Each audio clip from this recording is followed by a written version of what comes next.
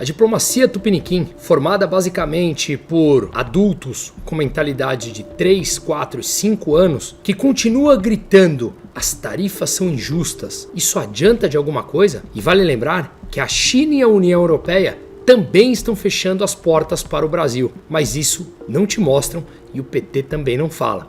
Vamos entender os números, porque isso, goste você ou não, te afeta. Vamos adiante.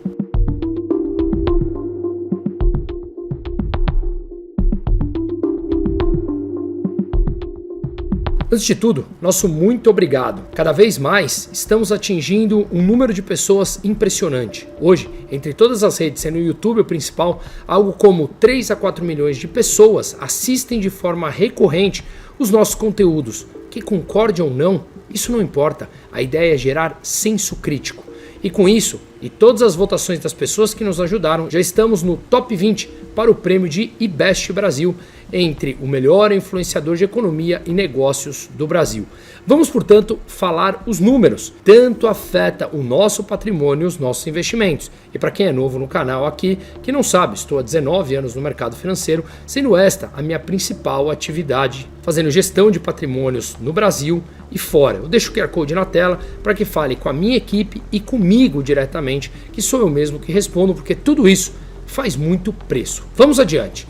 O PIB global, Produto Interno Bruto, resultado de tudo que o mundo produz, são 116 trilhões de dólares. Quando olhamos o PIB dos Estados Unidos, algo como 30 trilhões de dólares. 116 trilhões do mundo, tirando os Estados Unidos, 116 menos 30, dá mais ou menos 86 trilhões de dólares o PIB mundial, excluindo os Estados Unidos. Por que eu estou falando isso? Desses 86 trilhões, 85% deles estão sob análise do USTR, na seção 301 dos Estados Unidos, para impor as tarifas para esses países também. Ou seja, não é algo apenas com o Brasil. Primeiro ponto que vale para esse governo pensar. Já falei em vários outros vídeos aqui que, concordando ou não com as tarifas, estamos no meio de um reajuste das cadeias globais. Como um todo, o dólar se tornou predominante e a moeda mais confiável depois da Segunda Grande Guerra. Isso trouxe uma valorização do dólar, consequentemente, uma balança comercial e conta corrente dos Estados Unidos disfuncional para eles, gerando grandes déficits.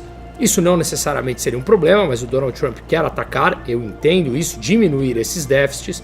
Portanto, precisa com que o dólar tenha um valor menor, mas continue sendo a moeda de maior demanda e confiança no mundo. E essa grande guerra, que muitos colocam sendo Estados Unidos e Irã, para mim nada mais é do que uma grande guerra entre Estados Unidos e China pelo insumo básico da inteligência artificial, que é a energia, e por isso passa o petróleo. Por isso Donald Trump atacou a Venezuela e retirou aquele petróleo que era enviado para a China, pelo parceiro da Venezuela, com desconto. Por isso ele falou que os chineses não comandarão o Canal do Panamá, nem a Rota do Norte da Groenlândia, nem o Estreito de Hormuz, no Irã, e o Mar Vermelho, ali pela região do Oriente Médio. E como ele tem uma estabilidade de contratos, o processo de reindustrialização nos Estados Unidos já começou. Quantos bilhões as empresas de tecnologia estão investindo por lá? Por volta de 700 bilhões é o capex deles.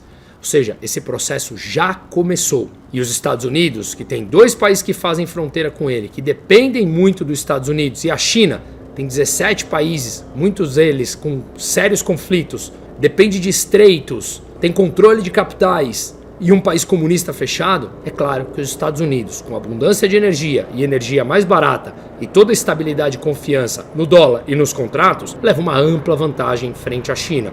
Sem contar ainda a demografia positiva nos Estados Unidos, demografia negativa na China e tantos outros problemas que a economia da China vem enfrentando, que eu já falei aqui em vários outros vídeos e convido vocês então a assistirem. Pois é, em meio a tudo isso, sendo o Brasil um dos países também sofrendo com as tarifas impostas pelos Estados Unidos, a Índia, por exemplo, recebeu a delegação americana em Nova Delhi há um tempo atrás, aberto a negociar, e se deu muito bem. A Argentina também, a União Europeia também, mas o Brasil não. O Brasil resolve bater de frente e se alinhar à China.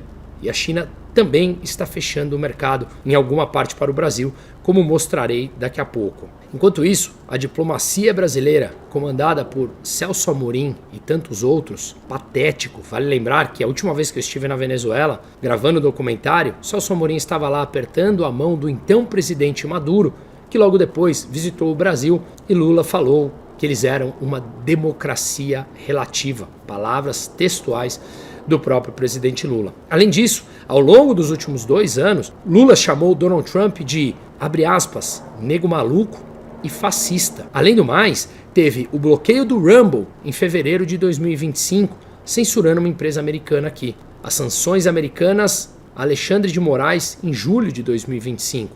As tarifas de 50% também nesse mês de julho 25. Lula respondeu com uma verborragia e uma escalada de suas palavras a Donald Trump, falando que, abre aspas, o Brasil não aceita a ordem de gringo, ou dá ou desce.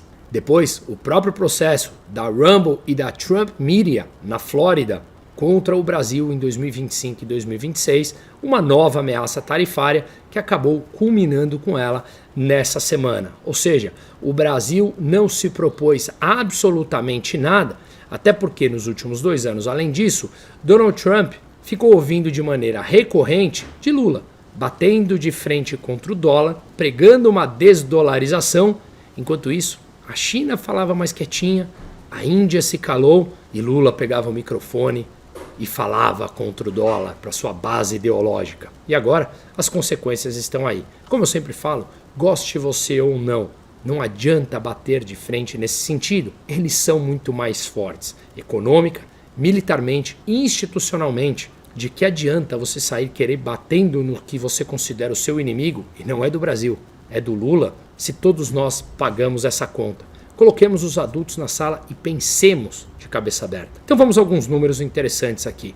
O Brasil exportou em 2025 por volta de 348 bilhões de dólares. Isso é muito pouco. Nós somos um dos países mais fechados do mundo. Segundo o estudo do Banco Mundial, o Brasil está entre os países mais fechados do mundo, junto com Sudão e com Cuba, em percentual do PIB sobre as suas importações e exportações. Então o Brasil exportou 348 bilhões no ano de 2025. Desses 348 bilhões, os Estados Unidos compraram por volta de 41 bilhões, 12%. 12% do que o Brasil exporta vai para os Estados Unidos. Segundo a Confederação Nacional das Indústrias, com a taxação de ontem de 25% em alguns produtos, outros ficarão isentos.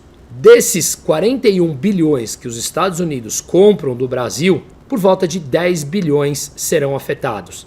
Algo como 3% da pauta exportadora total do Brasil, de 348 bilhões que eu acabei de mencionar. Esses 10 bilhões que sofrerão com as tarifas americanas representa 0,3% do PIB nacional. É muito baixo. E o Brasil exporta, como eu falei, 12% de toda a sua pauta exportadora para os Estados Unidos. O primeiro parceiro comercial do Brasil é a China, com 29%. O segundo, os Estados Unidos, com 11%. Depois a Argentina, com 5,2%. Mas o que o Brasil exporta para a Argentina nesses 12% do total da nossa pauta exportadora? Basicamente, produtos que são commodities e semifaturados, que são facilmente encontrados em outros locais. Pode pagar um pouco mais, um pouco menos, mas encontra. São produtos de baixo valor agregado. Vamos olhar então os Estados Unidos. Eles importaram em 2025 3 trilhões e meio de dólares. O PIB do Brasil são 2 trilhões e meio.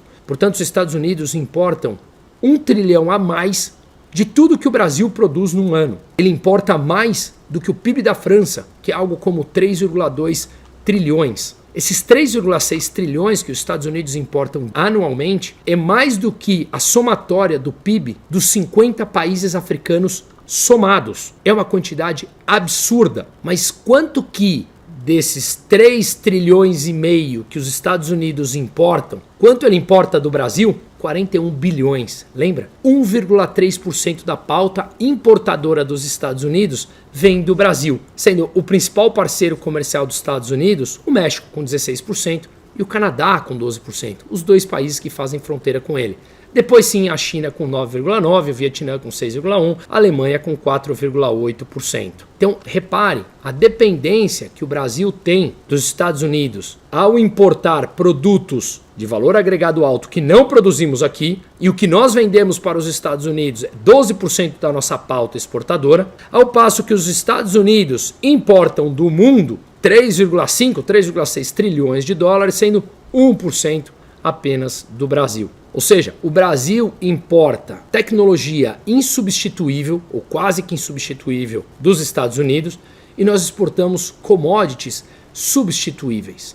Consequentemente, isso traz sérios problemas para o Brasil. Um deles é que nós somos um país completamente desindustrializado. Só que os Estados Unidos também se desindustrializaram, mas eles são ricos. E é justamente o que os Estados Unidos querem. Reindustrializar, que esse processo já começou, como eu falei.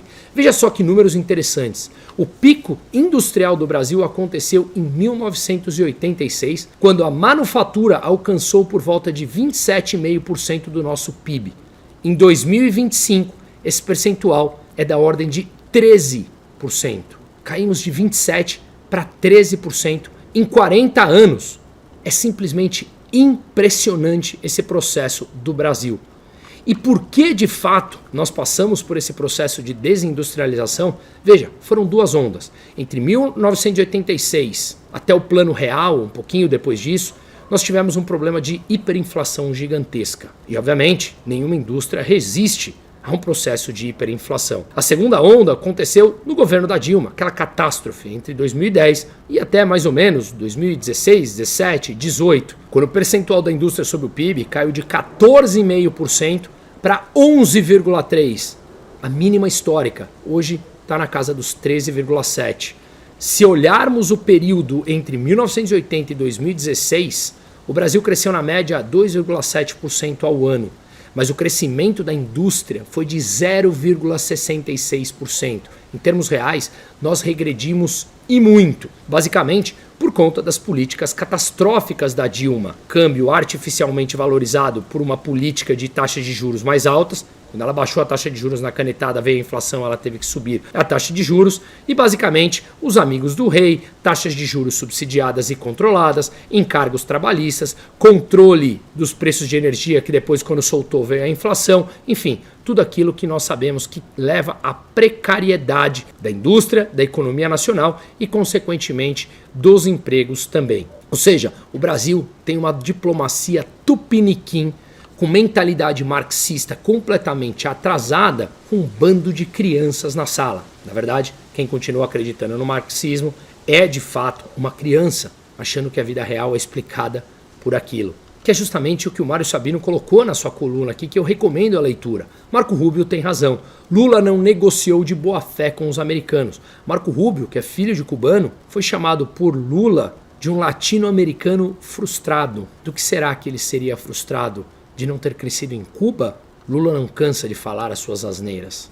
E aí, coisas que, não sei porquê, a mídia acaba não falando de maneira aberta. Está lá exposto, mas numa nota de rodapé. Atualmente, a China cobra 12% de taxa das carnes que compram do Brasil. Agora, o que exceder uma determinada cota, ou seja, terá cota para isso, pagará tarifa de 55%. E a gente encontra isso. China limita a importação de carne bovina por meio de cotas. E o Brasil é o maior fornecedor deles. E uma matéria de hoje mesmo, dia 17 de julho, mostrando que isso está andando, mas começou o bate-papo em junho, em que a União Europeia estudando o veto à carne brasileira por uma questão de um uso de um determinado produto, controle de um produto que eles supostamente não querem que entre na União Europeia. Que obviamente deve ter muito mais correlação em manter as portas abertas com os Estados Unidos do que com o próprio Brasil. Mas a própria China precisa manter mais relação com os Estados Unidos também.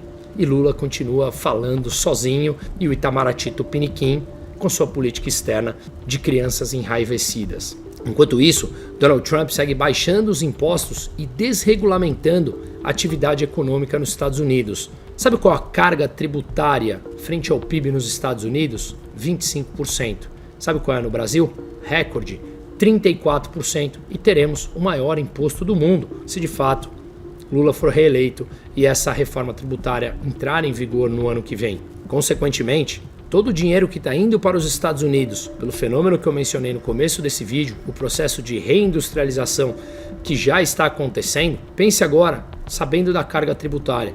Você investiria nos Estados Unidos pagando 25% da carga tributária ou aqui no Brasil?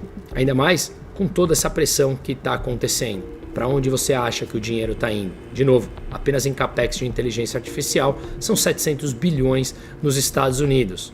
E energia muito mais abundante e muito mais barata. E nós teríamos tudo aqui para conseguirmos agregar e atrair uma boa parte desse capital, pelo que o Brasil teria de capacidade, especialmente no campo da energia. Mas aqui, com os nossos encargos, os nossos impostos, a falta de previsibilidade jurídica, a mudança das regras no meio do jogo, o semi-autoritarismo que vivemos, uma política econômica completamente destruidora da responsabilidade fiscal, uma dívida indo para o descontrole, aqui nós implementamos o nosso alto tarifaço. E hoje já temos, com essa nova imposição da tarifa, a tarifa mais alta de todos os países da América Latina, computando os produtos isentos e o peso de cada uma das exportações na pauta total. A tarifa média, segundo Morgan Stanley, do Brasil agora com os Estados Unidos, é de 18,17%. A da Colômbia, que hoje tem Spriella, que é um presidente aliado a Donald Trump, mas até há poucos dias era Gustavo Petro, um aliado de Lula de extrema esquerda. A tarifa é de pouco mais de 5%. A Argentina, que tem o Milei, aliado dos Estados Unidos, tem uma tarifa de 9,3%.